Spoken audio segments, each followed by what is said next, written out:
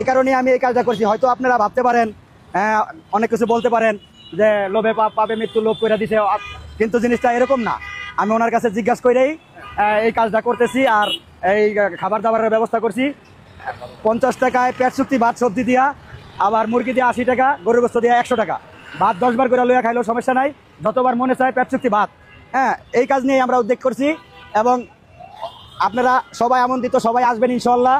আমাদের পাক শাক যদি ভালো হয় মিজানের মতন আয়সা আমার দোকানেও খাবেন ইনশাল্লাহ। মিজান তো আমার খালাতো ভাই, সবকিছু আমার দেখায় শোনা দেয় রান্না করার।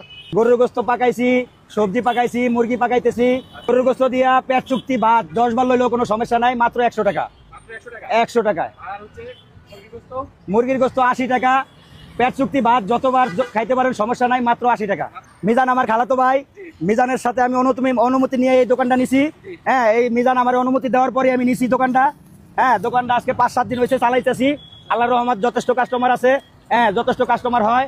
আপনারাও আইসেন ইনশাল্লাহ। এটা সবজি পাক করতেছি 10টা আইটেম দিয়া, মাত্র 50 টাকা। পেট চুক্তি